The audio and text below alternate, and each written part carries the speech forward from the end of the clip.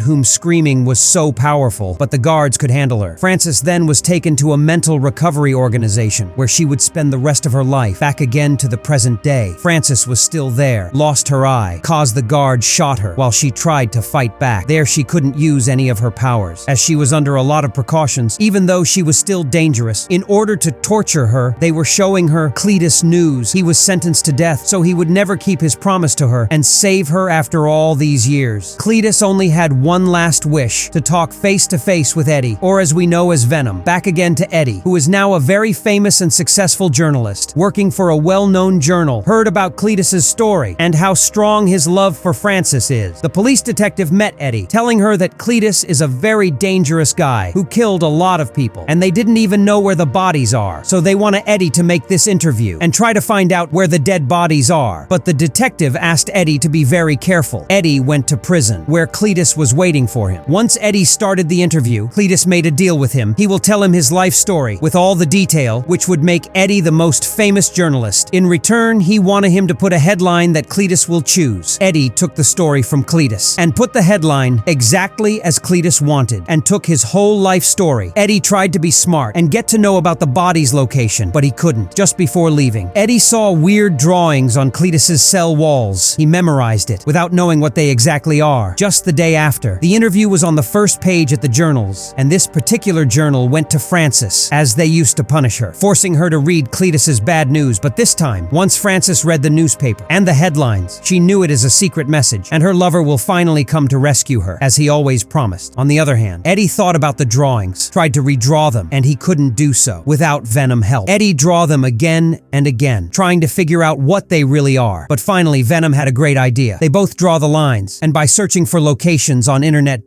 and they found a place that matches their lines, and Eddie knew it was the body's location. And after Eddie reported what he discovered, the police went to the place and found the bodies. What makes Eddie so famous again? He could discover a mystery police couldn't solve for 25 years, but things wasn't that good with Eddie. He had much troubles with Venom, who is always hungry, and as you know, he likes to eat human brains. So he wanted to find some criminals to eat their brains, but Eddie tried to convince him to eat chicken instead. Venom refused, claiming those chickens are his friends and he doesn't want to stay home all day long. He even started to fight with Eddie, who went out to Mrs. Chen's store, trying to get Venom some chocolate to make him stop acting like this. But unfortunately, the shop ran out of chocolate. So Eddie went to the chicken farm to convince Venom to just eat chicken. But just then, they saw a thief. Only Eddie saw him as a thief. Venom saw him as a meal. So Venom started to chase him, while Eddie trying to stop him, till Eddie managed to stop Venom from eating the guy, which made Venom so mad. Venom started to fight with Eddie. They ran to the top of a building, where Eddie was about to fall to the ground, but Venom caught him at the last second. While Eddie was hanging, Anne gave him a call. She wanted to meet him again, as she feel like they could fix their relationship. Venom didn't seem to be convinced. He told Eddie she only want to get back to him, cause her boyfriend dumped her, but Eddie accepted to meet her. The next night, Eddie met Anne. They had dinner together, and as you know from the first part, she thinks that Eddie got rid of Venom. While Eddie thought it will be a date, Anne shocked him. She is about to get married, and for no reason. Both Eddie and Venom felt so sad, but Eddie said it's okay. He didn't want to let her see how hard he still loved her. Anne noticed that Eddie is deeply sad and confused. Wait, is he still having Venom? Anne asked him, but he denied. He said that Venom was dead and now he is free. But Anne could tell he was lying, so he started to talk to Venom. She asked him to take good care of Eddie. Once the date was over, Eddie let Venom drive, as he didn't feel well. His true love will be married to another guy. Venom understood his feelings, so it decides to help him. Kept Eddie busy, while Venom tried to cook for him. Of course, Venom wasn't a good chef. He was just putting any ingredients together, and the food looked terrible. While Eddie wasn't ready to eat, he was looking to this weird plate, and he didn't want to eat. So Venom decided to make things worse, as he poured coffee on him. After failing to make Venom happy, Venom brought him a mail that was so interesting. It was a weird letter from Cletus. He asked Eddie to attend his execution, as he will feel better if saw Eddie before died. Eddie was reading these letters while feeling bad. Cletus wrote his letters on old papers, with weird drawings on it. Cletus wrote also about his first crime, as he killed his mother, his grandmother, and even his dog. Cletus blamed all his crimes on his father, who was always beating him while he was still a kid. That made Cletus a criminal. Cletus also wrote about his girlfriend Frances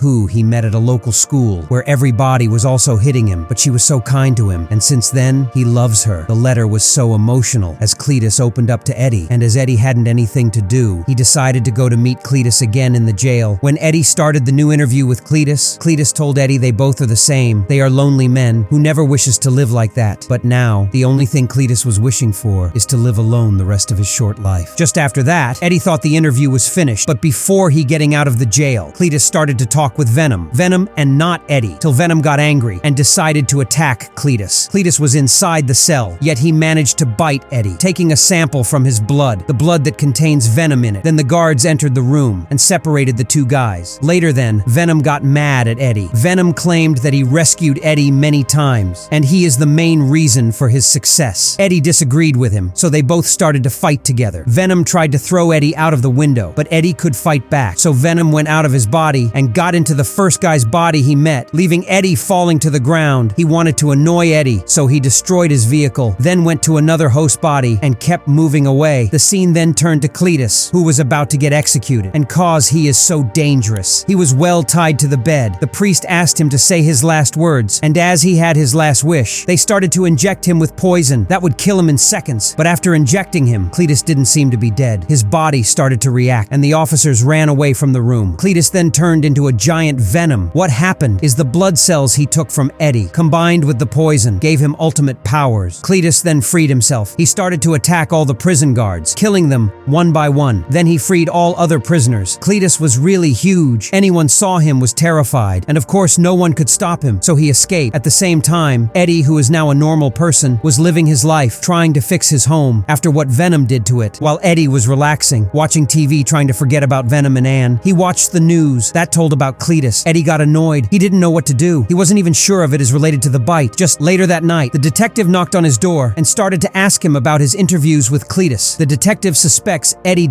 as he was the only one to meet Cletus at his last days. Eddie denies to know anything. He was having enough problems, and now he doesn't even has Venom anymore. The detective couldn't take any information out of Eddie, so he left his apartment, but told him not to leave the town without telling the police. Just after the detective left, Eddie wanted to know what exactly happened with Cletus, so he started to listen to the interview with Cletus. At the same time, Venom was moving from a host to another. Want to find the right host? Just after Eddie, Venom entered a cosplay party, so everyone thought that he wears a costume, and they admired his costume. So Venom partied with them, then left the party, while still thinking about Eddie. Back again to Cletus. He wanted to free his girlfriend Frances, and at the same time, the parasite inside him, which we will call Carnage ...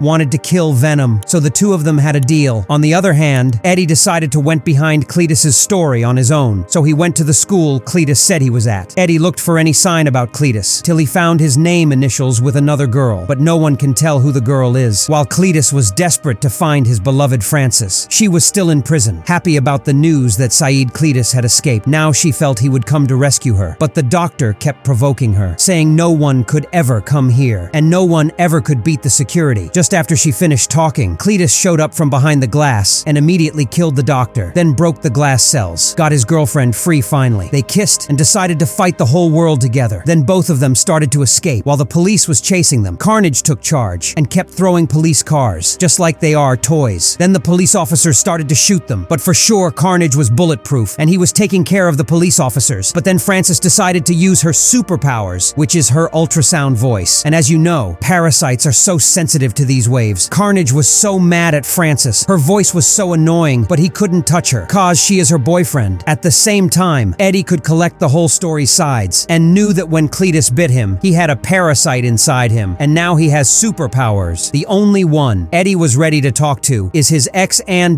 who just broke his heart, but still, he cannot trust anyone else. Eddie told her that Cletus now has a parasite inside him, and as he is a criminal, the parasite will be so dangerous and would kill anyone who would try to stop him. As she knew that no one would stop him, she remembered someone who can. Venom itself can do it. So she went to places Venom used to like, such as Mrs. Chen's store, where Venom used to eat chocolate. And as she thought, Venom was there inside Mrs. Chen's body, so she asked him to join her to help Eddie to escape. At the same time, Cletus decided to take his revenge from anyone who hurted him or Frances. First of all, he set his first school on fire and stayed there to see it. Then Cletus decided to kill the detective who arrested Frances. At the same time, Anne entered the police station while having Venom inside. Then she released Eddie while having a romantic moment. On the other hand, Cletus was chasing Eddie. He wanted to get Venom as he made the deal with Carnage. So he sent Frances to his house where she found Anne's picture. So they decided to kidnap her. And when Dan tried to stop them, they beat him and took her away. Just after this, Dan called Eddie telling him what happened. So they both decided to went after them together. Cletus, after kidnapping Anne, decided to officially marry Frances ...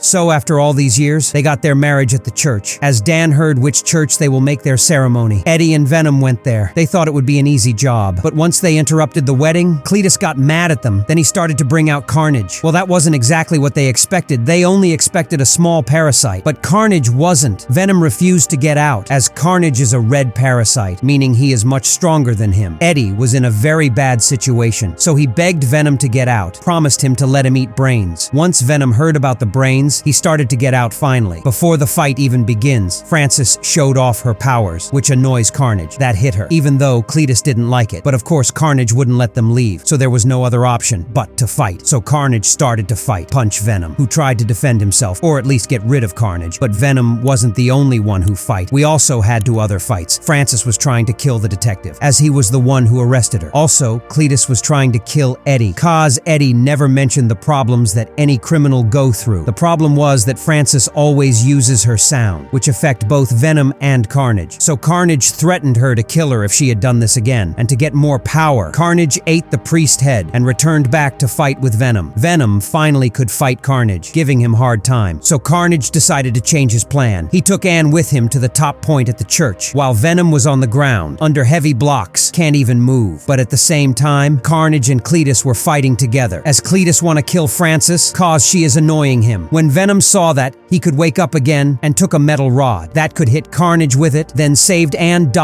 and not let her go, till she is safe at Dan's hands. But of course Carnage took the advantage and hit Venom strongly. That Venom wasn't able to walk, but then suddenly Frances came closer, so Venom hit her. So she screamed as usual. Before died under the metal bell. When she screams, both Venom and Carnage got out of their hosts, and both Eddie and Cletus fell to the ground. But Anne, with the help of Venom, managed to save Eddie. Then Venom ate Carnage, leaving Cletus powerless. And as Eddie has to fulfill his promise, he let Venom eat Cletus's head. Later then, both Eddie and Venom went on vacation, far away from their hometown. Then something weird happened. They traveled to Spider-Man world. That originally happened. Cause a superhero called Dr. Strange open a gate that had a bug in it. Anyway, the point is, Venom saw Spider-Man, and for some reason, he felt like he should finish him. And that was preparing to introduce Venom in Spider-Man's next movies. The end.